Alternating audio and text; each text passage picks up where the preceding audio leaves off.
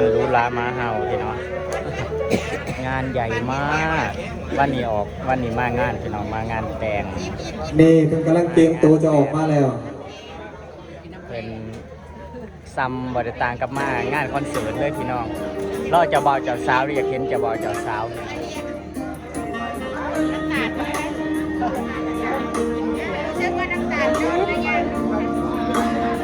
มองจอดรถบักพวกมันพี่น้อง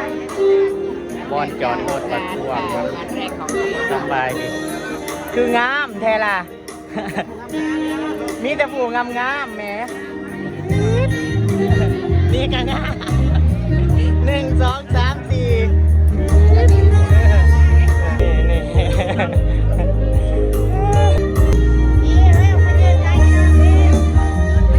อยากไปถ่ายตอนทางเขานะพี่น้องเจ้าสาวยังบอกมาเลยพี่น้องถ่ายจะว่าเจ้าสาวกันอลังการงานสร้าง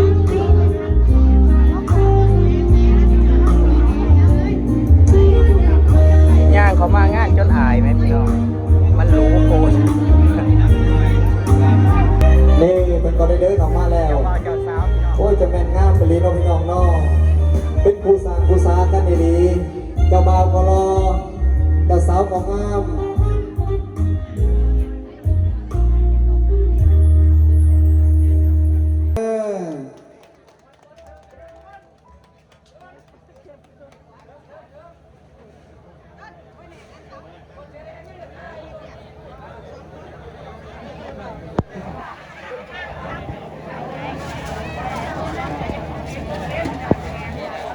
เจ้าบ่าวเจ้าสาวพี่น้อง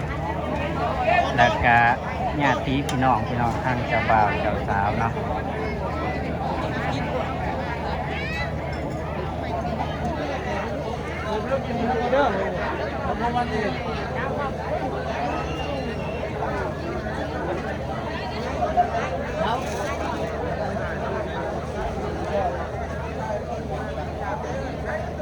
แต่ถือว่าครบแล้วเนาะพี่น้องเนาะ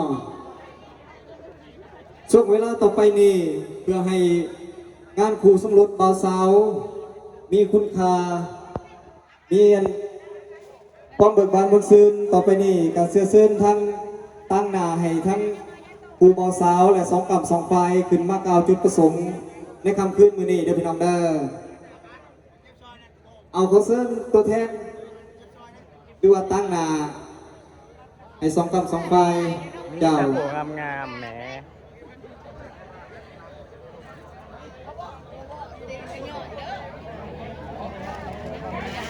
ส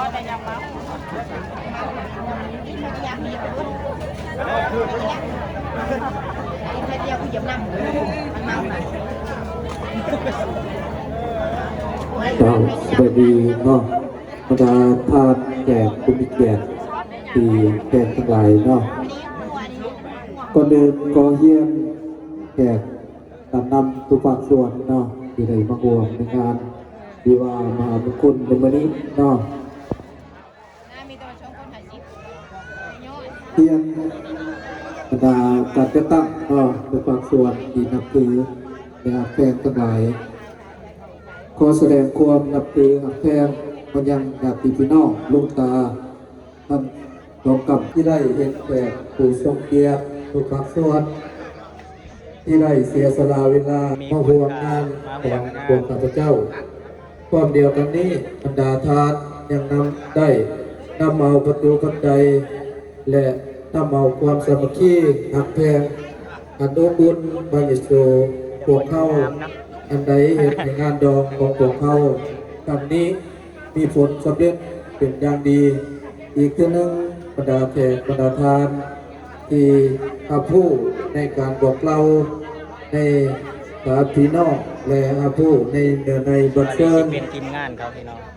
รวมหน้ามาเดี๋ยวรับกินแบบเมื่อนี้เนี่ยเมื่อสุขสันต์วันดีเมื่อสีวันโชคเมื่อประกอบวันงามแมนวันวิวามหามงคลผู้สมรสใหม่ระหว่างเท้าจอนนิ้วปมผักดีและนางผลทิพย์ปมมาเทศ ผู้สมรสใหม่ผู้นี้เจ้าแม่นมีความหนักเป็นกันและกันโดยความพอใจปราศจากการบีบบังคับไปใดสิ่งหนึ่งจึงเหตุในสายผัวพันผัวเมีย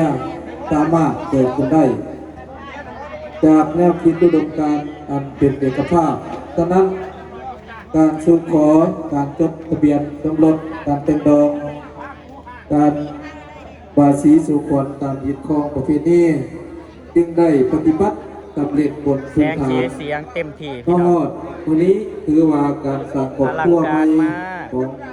เขาเจ้าแม่ถูกต้องตามยึดครองประเพณี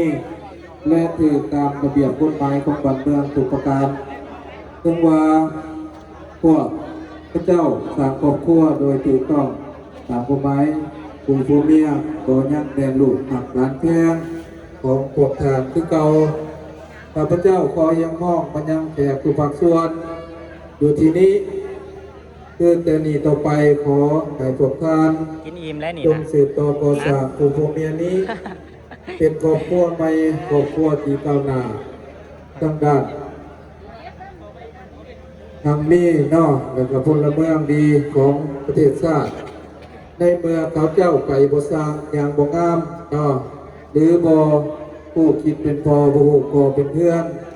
บ่บรรลุนิติภาวะ เฮาว่าอา เป็น กาศ ครอบครัว เย็นอยู่ บ่ฮู้หน้าที่ผัวเมียอันใดก็ดี อันนี้ได้ เพื่ อา อก าศ ตอบ ป ส ก น ติ อง ได้ กับคุณงามความ มื้อ ดี นี้ ของ พอ คุณ ฝน ธร ต รม กเด้ แต่ที่มี คัน เกีย ฝ ร น ติ บ่ตกก็มันสิฮอด ตัว พอดี เนาะที่มา ฮ ร อด วม แบบ ใน บ่เป็ งาน น ตา ใน อ ค ยู่ รั้ง เลย นี้ พี่น้อง ข้าพเจ้า แต่ว่ามื้อนี้เย็น สองฝ่ายก็ได้หามาการเตรียมผ้าขาวสามัคคี มีปีก่อน นำมาต้อนบรรดาทานเพื่อสมเกียรติแต่ว่าพวกเขาก็บทปัจจากยุดนอนกับพวกตัวปกครองก็ถือ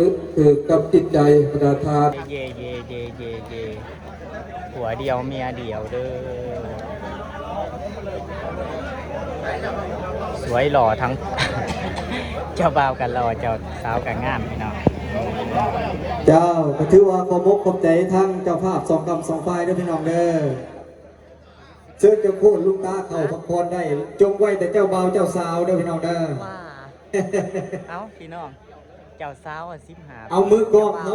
เกียมถ่ายรูปไว้เด้อ อ๋อเจ้าสาว15เจ้าบ่าว16 17พี่น้องเฮ้ยฮะ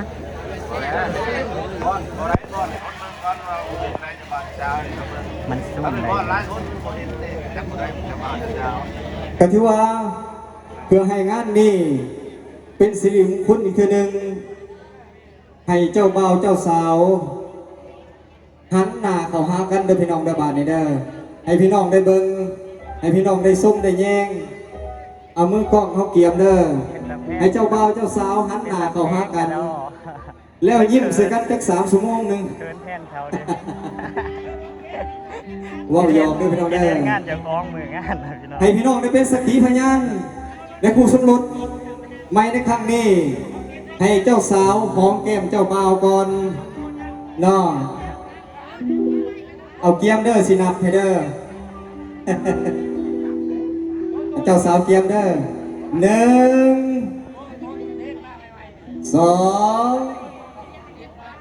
2 ครึ่งเจ้าสาวนี่คือจิตใจห่อน เอา2 3นี่ตบมืออีกนะพี่น้องตบมืออีกทีหนึ่งแน่บานนี้เจ้าบ่าวสิได้หอมแก้มเจ้าสาวมือแรกนี่เพิ่นกะสิหอมอยู่แล้วแต่มื้อนี้หอมให้แขกเบิ่งก่อน เอาเกียมเด้อเจ้าบ่าวเด้อ1 2 3